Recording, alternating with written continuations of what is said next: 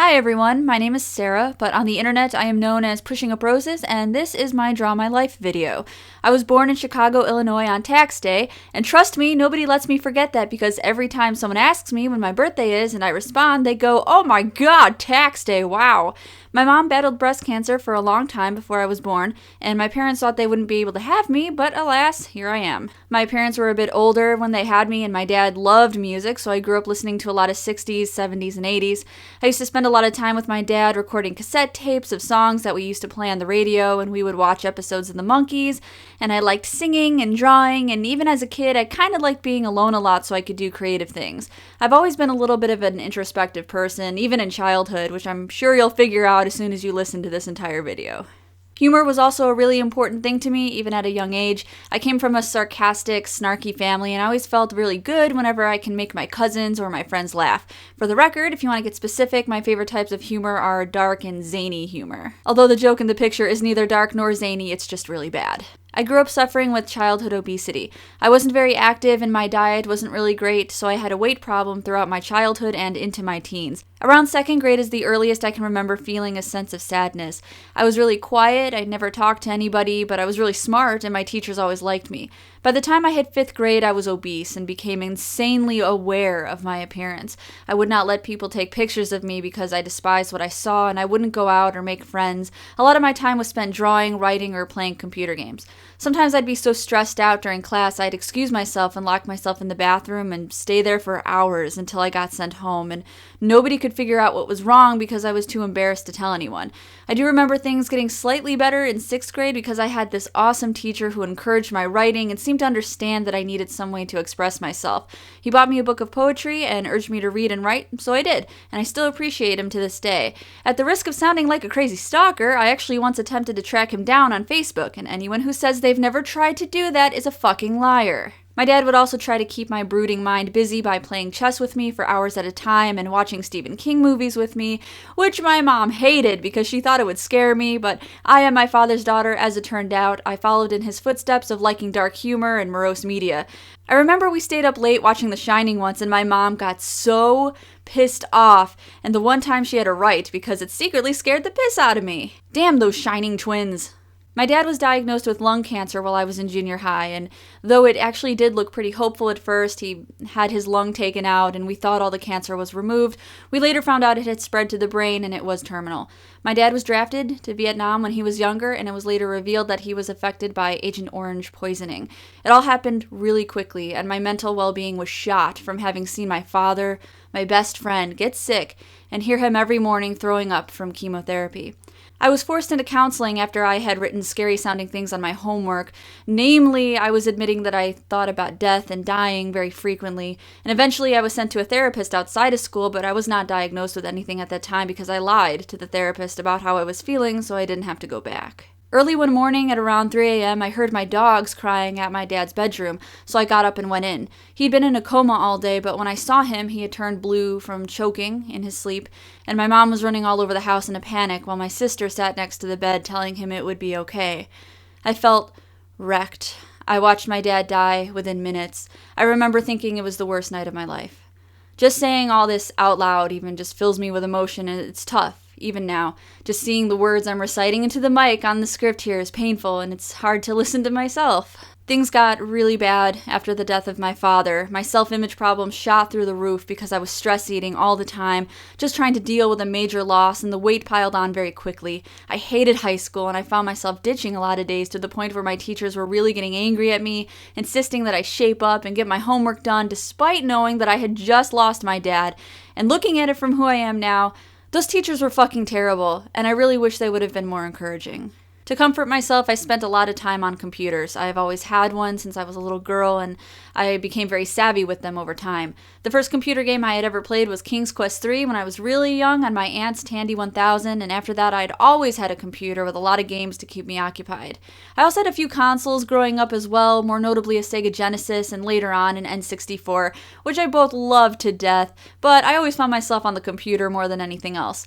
I remember at one point my family finally decided to get the internet, and we had AOL 3.0, and I fell in love with it. I got really into chat room role playing and made a lot of online friends that way, and I spent most of my time creating characters and writing stories and drawings, and looking back at that, I realize how unhealthy it probably was at the time, but it was the only way I ever felt comforted.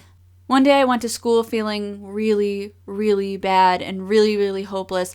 I hated high school so much. I hated it more than junior high, and I hated it more than elementary school, and I felt like everyone was making fun of me. And after my dad died, I had started wearing really dark, heavy makeup and all black. I never talked to anybody, and I had gotten up to 250 pounds at that point, so I know students would whisper and point at me, and I always felt eyes of judgment on me. I mouthed off to my math teacher after she yelled at me for not doing my homework, and they sent me to the school counselor. I mouthed off to him as well and was sent back to the therapist. I told her I didn't want to live, and they committed me to the psychiatric ward. My family was confused and didn't know what to do, so they went with whatever the school and doctors wanted. They put me on medicine, and I wasn't allowed to go back to public school, so they sent me to an alternative school instead. At that time, the meds had an adverse effect on me. I was only 15, and sometimes psychiatric medicine can be really tricky in adolescence, so my condition actually worsened. I would lock myself in the basement and sit in the dark all night. One night I looked in the mirror and I decided that was it. I was worthless. Nobody liked me. I was fat. I was a burden to my family. I failed at school, and the meds were affecting me terribly, and at the time, I just wanted to die, and I felt like that was the only way out. I genuinely felt like people would be better off without me, like I was doing the world a favor by extracting myself from it. In my mind, people being hurt or devastated from losing me was not even there. In my mind, I saw people celebrating my death. I went upstairs, found my meds, and took every pill in the bottle. I went back downstairs, got into bed, and passed out. I don't remember much of what happened next. I was told my sister had to give me CPR until the ambulance came that night. I don't remember anything except waking up in the hospital. My teenage years were very up and down after that. I had dropped out of high school but actually ended up getting my GED. I was put on so many different kinds of medication, at least 4 different ones at one time, and I didn't even know what any of them were doing. It seemed like one med helped something, but then I needed another med to combat the side effects of that, and then stimulants, and it was brutal. I felt like a zombie. I met a boy who would be my boyfriend for the next 5 years, who really helped me get back on my feet, though. I went to Columbia College Chicago, where I studied fiction writing and also spent a couple years studying psychology. I actually ended up with a degree in information technology much later in my life, though. I was still obsessed with my weight, and I fell for every marketing bullshit diet there was. I didn't have anyone knowledgeable enough to help me begin a healthy routine. And I never ever expected myself to fall victim to something like bulimia, and not ever in a million years. I knew how horrible it was. I knew it was bad, but I was tired of being the fat one in my group of friends. I thought the only way I'd ever lose weight and look like those unrealistically stupid photographs and media perfect women, which was all I ever wanted for the longest time, was to purge my food, and I ended up falling victim to bulimia for about 10 years, with several hospitalizations related to that. For a really long time, I was pretty much a functioning bulimic. The weight was coming off, and at the same time, I was in college. I had a pretty solid relationship. I still loved drawing and writing and music, and I had some really amazing friends. I dropped over 100 pounds, and even though I told myself I would stop once I'd lost the weight, I could not stop. It became addictive, and it seemed the more weight I lost, the more unhappy I was. The more I wasn't able to get this strange, unrealistic vision in my mind of what I should look like, and the more out of control I got. My brain constantly told me I needed to be sexy. I needed to be sexy and pretty because that's what people want, that's what people expect. The media tells me I'm fat, I need makeup, my hair needs to be perfect, and above all, I need to be thin. Everything else about my face and body was wrong and required some kind of cream or newfangled moneymaker to fix it. There's a product out there for everything, you know. I feel like I've owned them all. Sometimes I would overeat and throw up in bags in my room or jars and hide them in the closet until I could throw them out later just so people wouldn't follow me to the bathroom or monitor me. And I know if you're listening, that sounds really gross and massively fucked up, and it is. And I hated it. With more encouragement from my boyfriend, I went and talked to a psychiatrist who diagnosed me with bulimia and body dysmorphic disorder.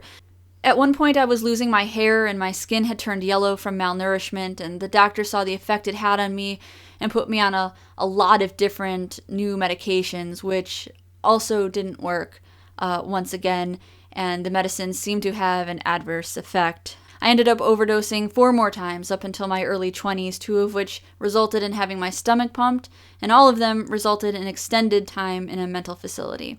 Around age 23, and after many forms of treatment and therapy, I finally found myself recovering from the effects of bulimia. I was single and jobless at the time, and although I was doing a lot better, I was a little lost. For a little while, I had apprenticed as a body piercer, but I wasn't well enough physically or mentally to really carry that out until the end. Then I met someone, a guy, a computer science major who wanted to be a programmer, and I was really inspired by him, and he was inspired by me too, so we started dating. That's when things really started turning around. My eating disorder was more under control, even though I suffered and still suffer from some of the more long-term effects like fear and paranoia about food. I had gained nearly all the weight back that I had lost through unhealthy means, but with the help of my boyfriend, I was actually able to get that back in control, and I was able to lose it in a healthy way. Things really turned around hardcore. I even got a job as a college teacher aide in the technology department, and I did that for about 3 years. I started playing computer games again, and I found a community of PC gamers on the internet whom I could talk to about anything. I made new friends and started feeling really accomplished. I discovered a website called thatguywiththeglasses.com, and I became a fan. Later, I actually ended up joining the site as a contributor. It was awesome at the time. I loved it. I loved the community and friends I made there. I loved putting out video game content and seeing people's reactions. And I especially love and still love connecting with viewers and talking to them and writing blogs about my life to inspire people and the feedback I would get from that. And to this day, making people happy and reaching out to people is still my favorite part of being a content creator. As much as it was awesome, it was tough. Making videos was, and is still today, a huge accomplishment for me because I never thought I was thin enough or attractive enough to push through. But I did it anyway because I wanted to prove myself that I was worth something and that I could do it despite how I felt about myself. I stayed on That Guy with the Glasses for about 2 years before I decided I wanted to move on again. Life was pretty good, but something was still a little bit off. I was having a hard time holding on to friends and maintaining relationships, and I had an extreme desire to either start or end romantic relationships that were not good for me. And it was mostly due to still struggling with depression and suicide ideation. I remember things getting bad again at one point that I was experiencing delusions and just feeling really unhealthy. So I took a little hiatus from the internet to think about things. I took up kickboxing at that time and got my eating habits under even more control. I spent a lot of time reading and focusing on myself. After a few months of that, I decided to leave That Guy with the Glasses and try YouTube. It was hard because I already had this popular following on That Guy with the Glasses and almost no following on YouTube. And I knew a lot of producers already, some whom were very popular, and I felt like they had already way surpassed me, and I wasn't sure if I would even gain any viewership. Turns out I was wrong, and even though my channel isn't very big at this point in time, I'm so grateful for the amount of people who have taken interest in my content. I feel like I found a voice here in the computer game community, and not only that, but a voice that can encourage people who have had problems, eating disorders, really bad depression and anxiety, and I found a place that I can be myself and talk to people with candor, and it's been really amazing. I've met awesome friends who've really wanted to support me. Initially, it was Peanut Butter Gamer who urged me to try YouTube, which led me to make really good friends and colleagues like Lazy Game Reviews, Ancient DOS Games, Laser Frog, and other Let's Players like Rizulka, Nidoking, and Her Crabbiness, who have the same gaming interests as I do.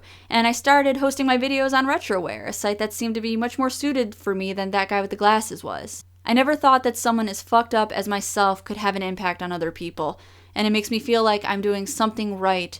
There's still a lot of hardship in my life, and I feel like I'm never truly normal. I have bad days, and sometimes I do obsess and think about death and my dad and going back to purging, but I feel like I've learned to deal with my feelings in a much more productive way. Sometimes I express them in a video, and sometimes I just wait for those feelings to pass, and sometimes I've reached out to other people because I've built up this great support system, people who truly care about me, even when my depression is powerful.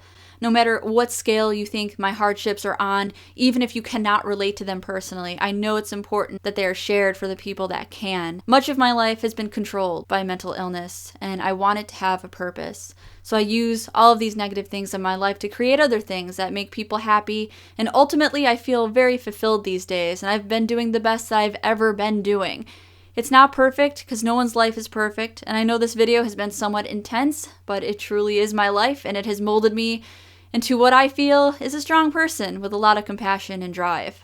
Thank you guys so much for seeing something cool about me that made you want to watch my videos or follow me on Twitter or attend my live streams, and for seeing something that maybe I could not see myself. I want to thank you for letting me be myself again. And now I would like to thank every single one of my viewers. Ahem. Thank you, thank you, thank you, thank you, thank you, thank you, thank you, thank you, thank you. You know who you are. Thank you, thank you, thank you, thank you. What am I doing hanging round? I should be on that train and gone. I should be riding on that train to San Antone. What am I doing hanging round?